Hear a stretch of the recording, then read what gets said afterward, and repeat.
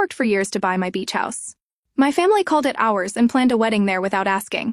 So I secured a rental deal and let them discover it on setup day. I pull into the curved shell driveway of my beach house. Tires crunching over the familiar surface, and immediately sense something is wrong. 4 unfamiliar cars crowd the space where normally there's just room for my sensible Subaru. My stomach tightens as I park awkwardly behind them. This is supposed to be my quiet Friday afternoon retreat. I've been looking forward to it all week while processing mortgage applications. At Coastal Florida Bank, thought of my porch swing, paperback novel. And the sound of distant waves has kept me sane. I step out into the salty air and hear voices. Too many voices coming from my backyard. The gate stands open, and through it, I glimpse what appears to be a wedding arch. My pace quickens as I round the corner of the house. The sight that greets me freezes me in place. My carefully tended lawn has been transformed into what can only be described as a wedding venue. White folding chairs form neat rows on either side of a central aisle. A massive tent dominates the far corner, and strangers bustle about placing floral arrangements and hanging strings of lights from my porch railings. There, in the center of it all, stands my sister Serena, board in hand, directing a man with a ladder toward my grandmother's oak tree. Twinkle lights need to curve through those branches. She instructs, her voice carrying that special tone of authority she's perfected since childhood. Thomas and I want that magical feeling when we have our first dance. I remain rooted in place, watching unnoticed as Serena shifts her attention to a woman arranging white roses. Those centerpieces need to be higher. We want drama, and check if the caterer called back about the seafood option. My mind spins. Caterer. First dance. Thomas is Serena's boyfriend of 8 months, but I hadn't heard anything about an engagement, let alone a wedding at my house. Finally, my paralysis breaks. I stepped forward. The garden stones cool beneath my feet. Serena's eyes meet mine. And for just a second, catch a flicker of something: guilt. Concern. For her face blossoms into a brilliant smile. Rain, perfect timing. She calls, waving me over as if I'm just another wedding vendor. We need your input on the seating chart. I struggle to find my voice. Going on here. Serena's smile doesn't falter. Didn't Mom tell you? We're finalizing the wedding details. The ceremony is next Saturday. You're just in time to help with the place settings. My gaze sweeps over my transformed property, my sacred weekend retreat that I worked double shifts for 5 years to afford, the down payment representing countless decline, dinner invitations, and budget lunches. You're having your wedding here at my house. The words come out strained. A woman in a sleek blazer approaches and extended. You must be the generous sister I've heard so much about. I'm Vanessa, the wedding planner. The venue is absolutely perfect for what Serena and Thomas envisioned. I shake her hand automatically while processing her words. Generous sister venue. My eyes land on a table covered with elegant cream-colored envelopes. Pick one up, sliding out the embossed invitation inside. The words blur before refocusing. Joyfully invite you to celebrate their marriage at the Bennett Beach House. 219 Pelican Way, Sandpiper Beach, Florida. The memory surface is unbidden. Standing in this very yard 5 years ago, key in hand, trembling with pride as the realtor congratulated me on my purchase. The months of saving, the overtime hours, promotion I earned through sheer determination, all culminating in this moment of achievement, my very own piece of paradise. My mother's voice had cut through my joy. Such a waste for just one person. Don't you think family could have pooled resources for something we could all use? And Serena, champagne already in hand. This is perfect for family gatherings. Can't wait to bring my friends down for beach weekends. I'd smiled tightly, already feeling my ownership slipping away. Despite my name alone on the deed. Since then, it's been a steady erosion, parents bringing dinner guests without warning. Serena borrowing the place for weekend getaways. The extra key I'd given Mom for emergencies somehow multiplying. Family members coming and going as they pleased. The messes I'd clean up. The belongings rearranged. Casual disregard for my space. My gentle reminders met with the same response. We're family, no need for formalities. Vanessa's voice pulls me back. Serena mentioned you were thrilled to host. We've been working on the details for months. They've been planning this for months without asking me. Something shifts inside me. A lifetime of being the responsible one, the reasonable one, the one who makes sacrifices for family harmony. And this is how they repay me. For a moment, I imagine myself exploding, tearing down decorations, demanding everyone leave. Instead, I feel an eerie calm descent. Excuse me, I say quietly, turning toward my car. Rain. Serena calls after me. Where are you going? We need your help with the seating chart. Keep walking. Keys clutched tightly in my hand. Rain. Her voice rises. Don't be difficult. We have family obligations. The word echoes as I slide into my driver's seat. Obligations. Always my obligations to them, never theirs to me. As I pull away, catch Serena's frustrated expression in my rearview mirror for the first time in years. I don't feel the familiar weight of guilt. Instead, I feel something new taking its place: determination. I drive aimlessly for nearly an hour before returning to my apartment, fingers still white-knuckle around the steering wheel. The unexpected invasion of my beach sanctuary plays on repeat in my mind like a horror film. I can't shut off inside my apartment. I dropped my purse on the kitchen counter and collapse onto the sofa. My phone buzzes incessantly. 3 missed calls from Serena, 2 from Mom, and a text from Dad that simply reads, "Call your mother." Instead, I open my laptop and type Serena Bennett wedding into the search bar. My stomach lurches as results flood the screen. Serena's Pinterest board appears first. Beach house dream wedding created 8 months ago. 8 months of planning, without a single conversation with me through to her Instagram. A post from 3 weeks ago shows her and Thomas toasting champagne on my porch. The caption reads, "Final venue walkthrough at my amazing sister's beach house. Can't wait for our 150 guests to experience this paradise. 3-day celebration, generous sister, blessed bride." Comments from relatives pile beneath so wonderful of Rain to donate her beautiful home. So that's what family is for. What a selfless sister you have. My temples throb. Donate. I never donated anything. A notification pops up, a private message from Thomas, Serena's fiancé. "Rain, I'm sorry about all this. I told Serena we should ask you properly. This wasn't my idea." I stare at the message, unsure how to respond. My phone buzzes again. "Mom?" "Hello." I answer, my voice tight. "There you are. What on earth were you thinking driving off like that?" Serena is beside herself. "The wedding planner needs your input on several things, and Mom," I interrupt. "Did you know about this? That Serena was planning her entire wedding at my house without asking me?" Pause. "I knew we all did. It's not like you use that place much anyway." I scroll through old text messages between my parents while she speaks. One from Mom to Dad jumps out. "Rain won't mind about the wedding. She never uses the house anyway." Serena needs this. Dad's response: "Should we at least mention it to Rain?" Mom? "Better not. She might overthink it. How she gets." Serena says it's easier to ask forgiveness than permission. The timestamp shows this exchange happened 4 months ago. "Are you even listening?" Mom's voice cuts through my thoughts. "I have to go," I say, and hang up for the next hour. I dig deeper. A family group chat I was never added to contains dozens of messages coordinating wedding details.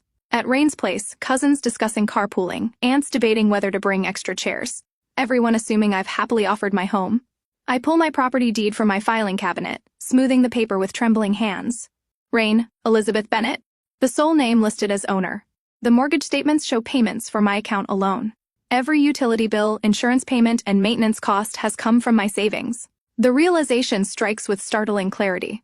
This isn't about a house anymore. This is about respect. I search trespassing laws, Florida, and unauthorized use of private property. Calculate utility costs for 150 guests. Over 3 days, potential property damage, liability issues. If someone is injured, the numbers climb alarmingly. My phone rings. "Marlene, my best friend since college, your sister's wedding." She says. When I answer, "I just got an invitation to your beach house." "Since when are you hosting a wedding?" I explain the situation, my voice growing stronger with each detail. "Rain," Marlene says firmly, "you're not crazy for being upset. This is outrageous. What are you going to do?" "I don't know yet," I reply. But I'm done being a doormat. The next day at work, my coworker James notices my distraction, family drama. I explained briefly during our lunch break. He nods knowingly. "Let me guess they've crossed a boundary and expect you to just accept it." I look up prized. "How did you know? Been there."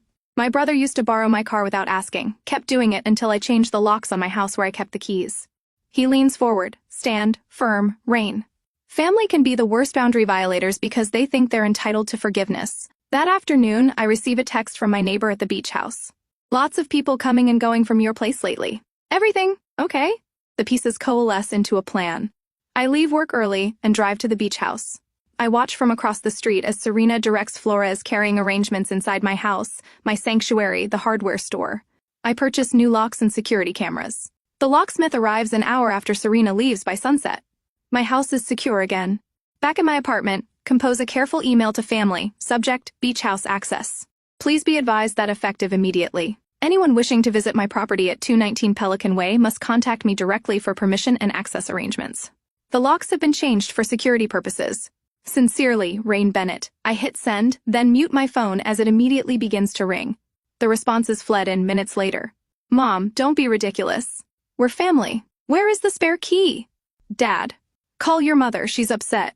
Serena's message comes through as a voice call that I let go to voicemail. Her voice trembled with rage when I play it back. How could you be so selfish right before my wedding? You're ruining everything. I've been planning this for months. I send one response. This is my property purchased with my money. No one uses it without my permission.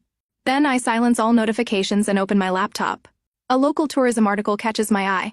Sandpiper Beach Tour Company, seeking rental properties for exclusive visitors. I click through to their website looking for unique properties to showcase to our high-end clientele.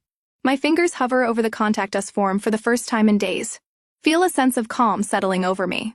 I download their rental agreement, reading each clause carefully, envisioning the perfect solution, taking shape. 3 hours later, I've created a comprehensive plan with contingencies for every possible reaction from my family. I've documented the current condition of my house, calculated fair market, rental rates, and prepared a contract that protects my interests. When I finally signed the rental agreement with Sandpiper Beach Tour Company, I recognize the moment for what it is, the point of no return. I don't regret it for a second. 2 days later, my phone buzzes for the 17th time this morning. I know because I've been counting. Each vibration sends a small tremor through the wooden desk at Coastal Florida Bank, where I've been trying to focus on a mortgage application for nearly an hour. The screen lights up with Serena's name again, accompanied by a text preview that begins, "You're being completely ridiculous." I silence the phone and flip it face down. 3 more messages arrive in quick succession, their muted vibrations, like angry wasps trapped against the desktop trouble at home. James asks from the cubicle next to mine, his eyes meet mine over the partition, concern evident in the slight furrow of his brow. My family discovered boundaries exist, I say, surprised by the steadiness in my voice. They're not taking at the elevator chimes, drawing my attention to the bank's main floor. My stomach drops. Mother strides across the marble tiles, her purposeful gait and rigid shoulders, broadcasting her mission to anyone watching. She's wearing her church committee outfit, blue linen pantsuit, pearls, formidable pumps. She wouldn't, I whisper. But this is exactly what she would do. Is that your mom? James whispers, sinking lower in his chair. I stand before she reaches my desk, intercepting her near the water cooler. Mother. This is my workplace. And apparently the only place I can reach you, she says, voice pitched, to carry just far enough that nearby colleagues pause their typing. Since you've decided to ignore everyone's calls and change the locks without warning, the old Rain would have immediately guided her to the break room, desperate to minimize the scene. Instead, I feel a strange, calm, settle over me, stepping into cool water. We can talk after work. I say, I'll meet you at Bayside Cafe at 5:30. Your sister is devastated. The venue was perfect. Do you understand what you've done? 530. I repeat, my voice lower but firmer, or not at all. She blinks twice, the gesture almost comical in its surprise. Without another word, she turns and leaves her heels striking the floor with diminished authority. James whistles low when I return to my desk. That was impressive. I'm as surprised as he is that evening. Pull into the parking lot of Coral Gables restaurant where my family has arranged what can only be described as an intervention through the window. I see them already seated at our usual corner table, mother, father, Serena, and, to my surprise, Aunt Linda, whose disapproval has terrified me since childhood. You don't have to go in, Marlene says from the passenger seat. My friend insisted on coming. When I mentioned the dinner, calling herself my boundary bodyguard. Actually, I say, finding that strange calm again. I do inside. Serena doesn't wait for me to sit before launching her attack. My dream wedding is ruined, she announces, eyes already glistening with practiced tears.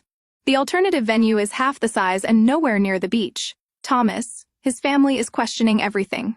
Now, father clears his throat. Pumpkin. We understand you were and surprised by the arrangements, but surely we can work something out. After everything we've done for you, mother adds, her voice trembling with restrained emotion. I changed my entire career to give you girls opportunities. I drove you to piano lessons for 8 years. Piano lessons I begged to quit after 3 months. I say quietly. Aunt Linda leans forward. Reign in our family. We support each other. Your grandfather would be ashamed to see this selfishness.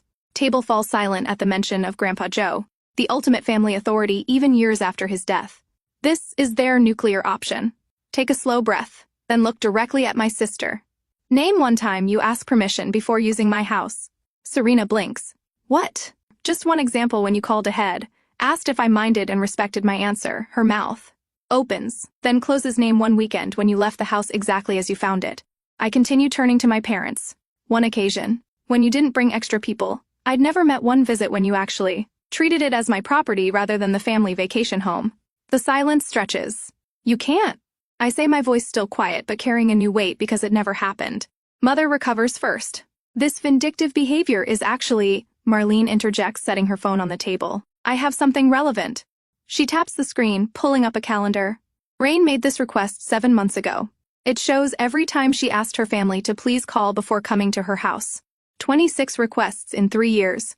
Each one documented with the date and response. James helped me compile this record last week, combing through text messages and emails I'd nearly forgotten. The evidence of my ignored boundaries laid out chronologically had been shocking even to me. Father shifts uncomfortably in his seat. No one's denying there might have been some miscommunications. It's done anyway. I say, cutting through the tension. The house is rented to Sandpiper.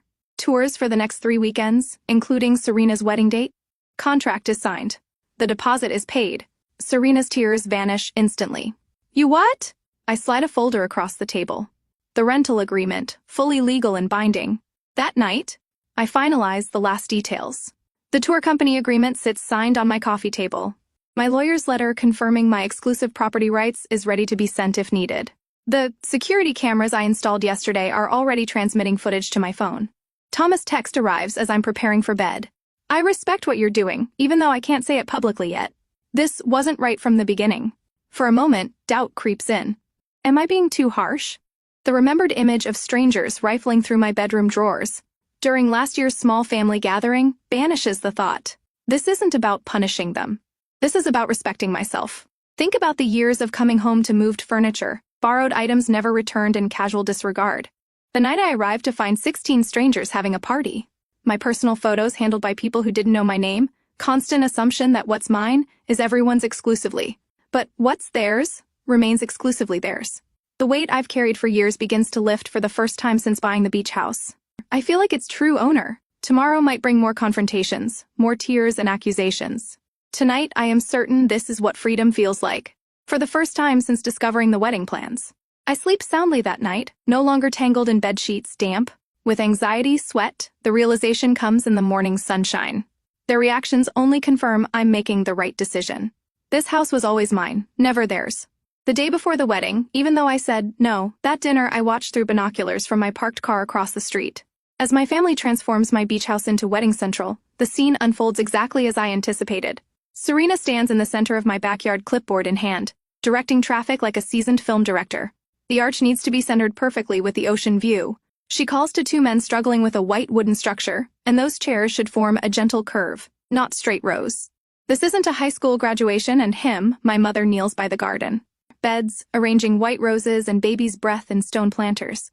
She seems to be talking to the flowers as she works, probably telling them stories about her own wedding 35 years ago. Dad follows behind a caterer, nodding at everything the man says while occasionally checking his watch. I check mine too. 321, right on schedule. A white van with coastal Florida tours emblazoned on the side pulls into my driveway. 2 more vehicles follow, parking behind it.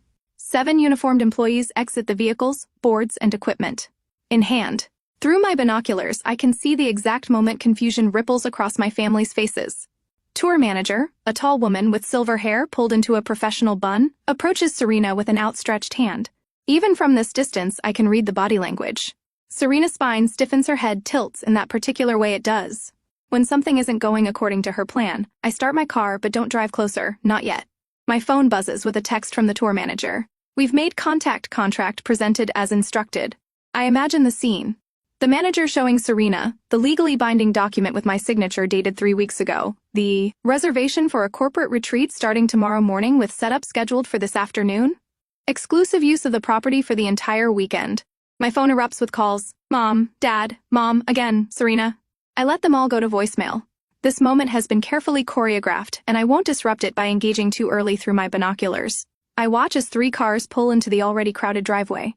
Early wedding guests, no doubt. Dad rushes to intercept them. Hands waving in what appears to be an explanation. One woman puts her hands to her face in shock. When Serena finally calls for the 6th time, I answer, "What did you do?" Her voice crackles with barely contained fury. "Hello to you too." I reply, my voice remarkably steady. "There are people here saying they have a contract for a tour group. Tomorrow at your house. My wedding is tomorrow." Correct her gently. "My house, not your wedding venue. This is your house." She shrieks, "Can tell these people to leave." You. Never asked me, Serena. The words flow easily rehearsed in my mind for days. I bought this house with my money. I maintain it with my money. I rented it out, as I wished. You knew about the wedding. Everyone knew? Everyone assumed. No one asked. I keep my tone even. This is what happens when you assume, rather than ask for permission. You have to fix this. Panic edges into her voice. Call them off. The house is not available, not tomorrow, not for the weekend. I end the call and watch the chaos unfold. Mom frantically working her phone. Probably calling every venue in a 50-mile radius. Dad shepherd and confused guests back to their cars. Serena in animated conversation with the wedding planner, her arms gesturing wildly. An hour later, phone pings with notifications. Social media updates from relatives are shifting from excitement about the beautiful beach wedding, confusion about venue complications. A cousin posts, "Anyone know what happened to the generous sister's offer?" 20 minutes later, Thomas calls. His voice sounds different, measured, respectful. Rain. I want you to know I always felt uncomfortable about using your house without formally asking. Thank you for saying that, Thomas. My parents have agreed to host in their backyard. It won't be the beach, but with some quick rearranging, it can make it work. Pauses. I understand why you did this. After we hang up, I received the first unexpected text from my aunt. Gloria always thought it strange. They'd use your house without asking. Standing your ground takes courage. The tour company staff continue setting up their equipment. Beach chairs in neat rows facing the water. Informational placards about local marine life. A registration table on the front porch. Finally drive away, leaving my property being used exactly as I intended. Permission with respect, boundaries intact. For the first time in years, I feel something unfamiliar unfurling in my chest. Feels remarkably like freedom. 3 days later, the doorbell rings just as I'm organizing the last of my documentation through the people. I see my parents standing shoulder to shoulder, their postures rigid with indignation. I take a deep breath, tuck the final photograph into its folder and open the door. Rain, Elizabeth Bennett. My mother says, her voice wavering between fury and tears. How could you humiliate your sister this way? Her wedding is in shambles. My father stands slightly behind her, disappointment radiating like heat after everything we've sacrificed for you. This is how you repay us, by destroying Serena's special day. I step back, gesturing toward my living room. Would you like to come in?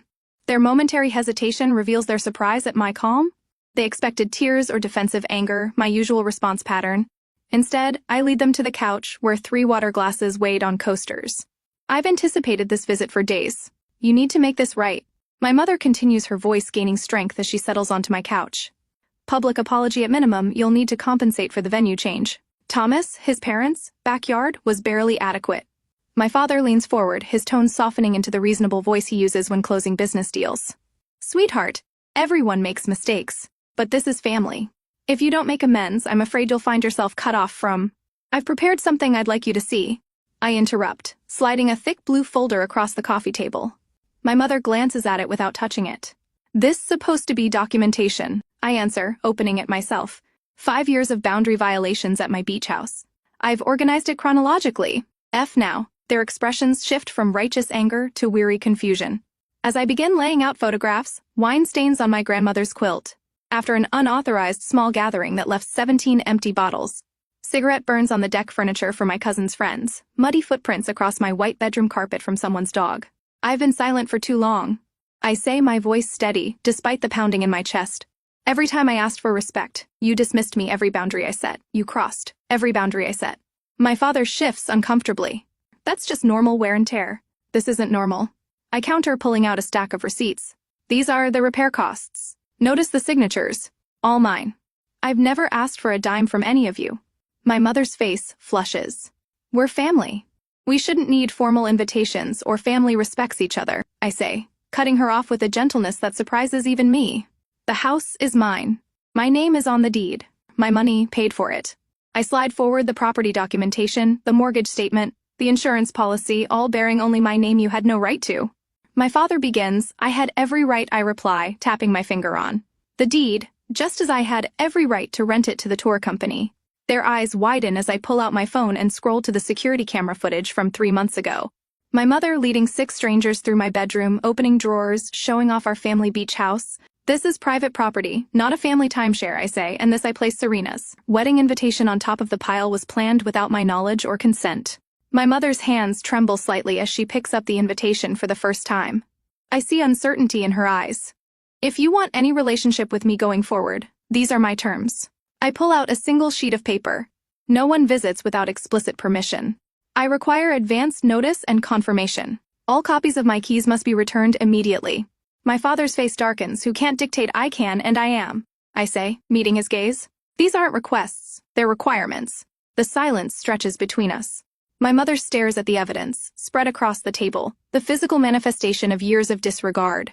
I never saw it from your perspective. She finally whispers something genuine, breaking through her defensive shell. My father rubs his face, suddenly looking older. We didn't think it wasn't our intention to intent. Doesn't erase impact, I say, gathering the documents back into the folder. I love you both, but I won't compromise on this anymore. The power shift is palpable in the room. Their manipulation tactics, the tears, the guilt, the threats of exclusion lie useless between us like spent ammunition. My father reaches into his pocket and places a key on the table. My mother hesitates before adding hers beside it. Serena has one too, my mother admits. I nod.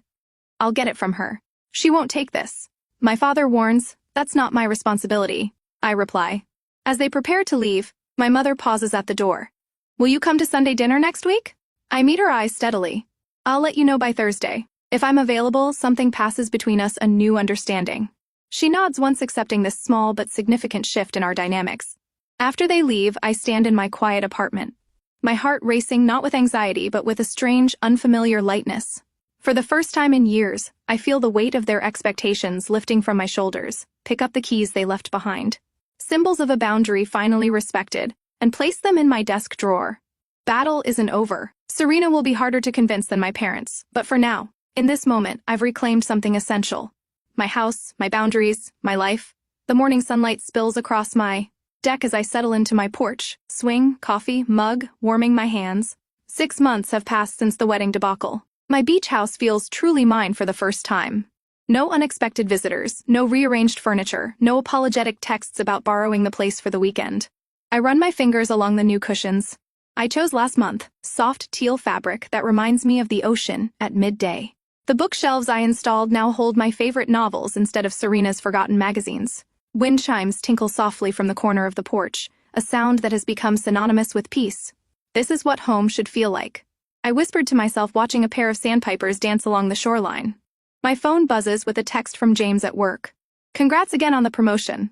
Bank's lucky to have you in charge of the commercial loan division. The promotion came after I pitched my own restructuring plan instead of letting the VP take credit for my ideas. Something shifted inside me that day in the conference room when I said, actually, I developed this strategy and would like to present it myself. The confidence from standing up to my family spilled into every aspect of my life. Last Saturday, I had dinner with Mom and Dad for the first time in months. The conversation felt stilted at first, but they respected the boundaries I'd established. Dad asked before helping himself to more water. Mom called yesterday to thank me for coming, rather than assuming we'd meet again this weekend. Some relatives still don't understand. Aunt Patricia insists I'm holding a grudge, while Uncle Steve maintains family should have unlimited access to each other's homes. I've accepted that not everyone will adapt to the new normal. Thomas, surprisingly, calls occasionally after marrying Serena at his parents' garden, which turned out beautifully despite the last-minute change. He seems genuinely invested in building a respectful relationship. Your sister is learning. He told me last week slowly, but she's trying under my doorbell chimes at exactly 11 o'clock. Serena stands on my porch, hands clasped nervously in front of her. Thanks for letting me visit, she says, waiting for me to invite her in. We walk to the kitchen where I've prepared a simple lunch. She notices the family photos. I've rearranged on the walls, still present, but no longer dominating the space. I like what you've done with the place, she offers. Settling into a chair, I gesture toward our conversation meanders through safe topics. Until she finally says, I never really thought about how we treated your house before. I just assumed that it was partly yours. I finish. She nods, examining her sandwich. I'm sorry. The words hang between us. Fragile but sincere. 4 o'clock, and Tina. She glances at her watch and stands. I should go. Thank you for respecting my time. Tell her. Walking her to the door. Her smile is tentative but genuine. This was nice. Maybe we could do it again sometime. I'd like that. I reply, surprised to find it later. Sitting on my deck with Marlene and 2 new friends from my pottery class, I pour wine into mismatched glasses. We laugh as the sun begins its descent, painting the sky in vibrant oranges and pinks. My phone lights up with a text from Serena. Thanks for having me over today. Looking forward to next time with permission. I smile, setting down my phone to rejoin the conversation. The boundaries I've built haven't shrunk my world as I once feared. They've expanded it, creating space for relationships based on mutual respect, rather than obligation. The ocean breeze carries the scent of salt and possibility as evening settles around us. For the first time in years, I feel perfectly at home in my own life.